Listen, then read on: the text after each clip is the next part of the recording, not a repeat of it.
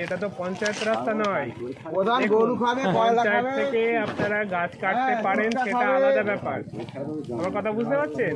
কিন্তু যখন রাস্তাটা যে অফিসের আন্ডারে থাকবে, সেটা পিডব্লিউডি হোক, পিডব্লিউডি রোডস হোক বা জেলা পরিষদ হোক, যাই হোক, সেই ডিপার্টমেন্টকে তো আপনার পারমিশন দেওয়া লাগবে না। পিডব্লিউডি রাস্তার গাছ এবার বেআইনিভাবে টেন্ডার করে বিক্রি করার অভিযোগ উঠল তৃণমূল পরিচালিত পঞ্চায়েতের বিরুদ্ধে। এমনকি তথ্য ভুল দিয়ে বন দপ্তরের কাছে অনুমতি নেওয়া হয় বলে অভিযোগ। খবর পেয়ে গাছ কাটা বন্ধ করল পিডব্লিউডি আধিকারিক। বাজেয়াপ্ত করা হয় কাটা গাছ। ঘটনায় চাঞ্চল্য ছড়িয়ে পড়ে আরামবাগের বাতানল এলাকা জুড়ে। জানা গেছে, আরামবাগের বাতানল পঞ্চায়েতের তেলুয়া থেকে বলুন্ডি যাওয়ার রাস্তা আগে পঞ্চায়েতে থাকলেও সেই রাস্তা বেশ কয়েক বছর আগে পিডব্লিউডির অধীনে যায়। অভিযোগ, সেই রাস্তার ধারে থাকা গাছ পিডব্লিউডি দপ্তরে না জানিয়ে হঠাৎ করে টেন্ডার করে তৃণমূল পরিচালিত বাতানল পঞ্চায়েত। এমনকি বন দপ্তরের কাছে পিডব্লিউডি রাস্তার পরিবর্তে পঞ্চায়েতের রাস্তা দেখিয়ে অনুমতি নেওয়া হয় বলে অভিযোগ। আর সেই অনুমতির পরেই শুরু করে দেওয়া হয় গাছ কাটা। গাছ কাটার খবর পেয়েই ঘটনাস্থলে যায় আরামবাগ মহকুমা পিডব্লিউডি অ্যাসিস্ট্যান্ট ইঞ্জিনিয়ার। তারপরেই বন্ধ করে দেওয়া হয় গাছ কাটা, বাজেয়াপ্ত করা হয় কাটা গাছগুলো। পিডব্লিউডি আধিকারিক ক্যামেরার সামনে কিছু বলতে চাননি, তবে তিনি জানান তাদের না জানিয়ে গাছ কাটা চলছিল, যা পুরো বেআইনি। বন দপ্তরকে বিষয়টি জানিয়েছেন। অন্যদিকে টেন্ডার পাওয়া ঠিকাদার কর্মীরা পঞ্চায়েত ও বন দপ্তরের অনুমতি নিয়ে গাছ কাটছিলেন বলে দাবি করলেও পঞ্চায়েতের প্রধান দিলীপ রায় এ বিষয়ে মুখ খুলতে চাননি। তাকে বারবার ফোন করা হলেও সংবাদ মাধ্যমের ফোন ধরে ব্যস্ততার অজুহাত দেখিয়ে এড়িয়ে যান। অন্যদিকে তথ্য ভুল দেয়া হয়েছে বলে পাল্টা পঞ্চায়েতের বিরুদ্ধে অভিযোগ তুলেছেন আরামবাগ ফরেস্ট রেঞ্জার। রেঞ্জারের অভিযোগ, পিডব্লিউডি রাস্তার পরিবর্তে উল্লেখ করা হয় পঞ্চায়েতের রাস্তা। পঞ্চায়েতের ভুল তথ্যের জেরে এই জটিলতা হয় বলে অভিযোগ। পিডব্লিউডি আধিকারিকের অভিযোগ পেয়ে গাছ কাটার অনুমতি ফেরত নেওয়া হয় বলে জানান ফরেস্ট রেঞ্জার। পাশাপাশি কাটা গাছগুলো বাজেয়াপ্ত করা হয় বলে জানান। তবে ঘটনাকে ঘিরে শুরু হয়েছে রাজনৈতিক তরজা। বিজেপির কটাক্ষ, তৃণমূলের সব নেতারা দুর্নীতিগ্রস্ত, ওপরের নেতৃত্বদের কাছে শিক্ষা নিয়ে এরাও চুরি করছে। যদিও বিষয়টি খতিয়ে দেখা হবে জানান আরামবাগ পঞ্চায়েত সমিতির সভাপতি। পঞ্চায়েত আমাদেরকে ওয়াক অর্ডার দিয়েছে, ফরেস্ট পারমিশন দিয়েছে, আমরা গাছ কাটছি। তো তাহলে পিডব্লিউডি আটকাচ্ছে কেন? সেটা পিডব্লিউডির সাথে পঞ্চায়েতের ব্যাপার, পঞ্চায়েতের সাথে পিডব্লিউডি বুঝবে। আপনারা কারা? আমরা ব্যবসা করি, গাছ ব্যবসা করি, গাছ কাটা কাজ করি। আচ্ছা, টেন্ডার হয়েছিল? হ্যাঁ, টেন্ডার হয়েছে, সমস্ত কিছু আছে, আপনারা যে কাটিং অর্ডার সমস্ত কিছু আছে। এটা কোন পঞ্চায়েত থেকে পারমিশন হয়েছে? বাতানল পঞ্চায়েত। আপনার নাম? সে কানিসুর রহমান।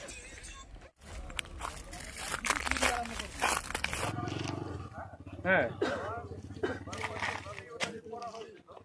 না সেটা বলছি। হ্যাঁ বলুন। না, ব্যাপার হচ্ছে শুনুন, প্রধান এখন সব পারবে। গরু খাবে নাকি দেখো প্রধান। পঞ্চায়েত রাস্তা হিসাবে এটা তো পঞ্চায়েত রাস্তা নয়। প্রধান গরু খাবে, কয়লা পঞ্চায়েত খাবে। থেকে আপনারা গাছ কাটতে পারেন সেটা আলাদা ব্যাপার, আমার কথা বুঝতে পারছেন। কিন্তু যখন রাস্তাটা যে অফিসের আন্ডারে থাকবে, সেটা পিডব্লিউডি হোক, পিডব্লিউডি রোডস হোক বা জেলা পরিষদ হোক, যাই হোক, সেই ডিপার্টমেন্টকে তো আপনার পারমিশন দেওয়া লাগবে না। ফরেস্ট অফিস তো পরিষ্কার বলছে যে না, আমাদেরকে বলা হয়েছে পঞ্চায়েতের রাস্তা, সেই জন্য আমরা পারমিশন দিয়েছি। উনি তো একদম পরিষ্কার বলছেন যে আমরা পিডব্লিউডি রাস্তা জানতামই না। এসব গাছ কাটা নিয়ে আপনি কথা বলুন রেঞ্জার অফিসের সঙ্গে। হ্যাঁ, একটু দেখুন না।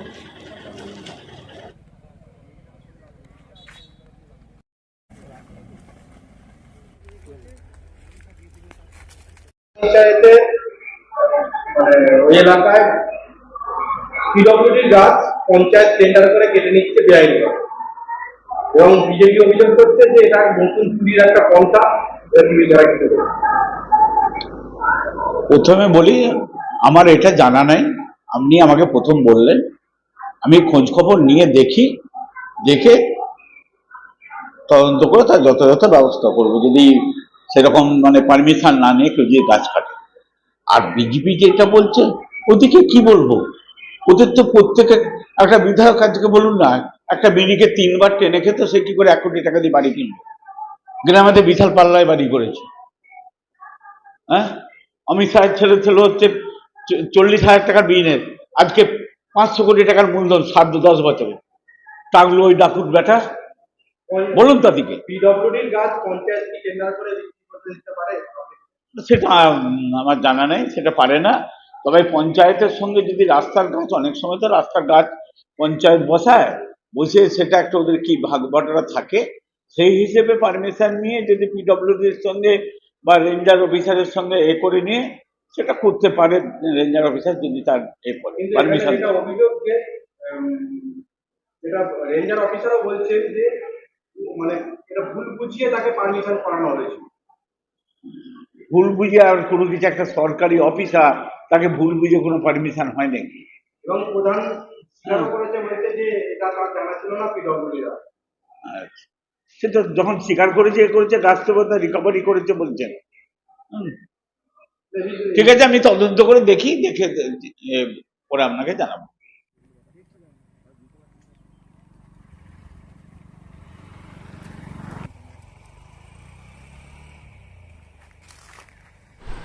বিষয়টা হচ্ছে পিডব্লিউডির জায়গার ওপর গাছ পঞ্চায়েত পারমিশন করে কিভাবে গাছটা কাটে, এটা তো বোকা বানানো হচ্ছে না?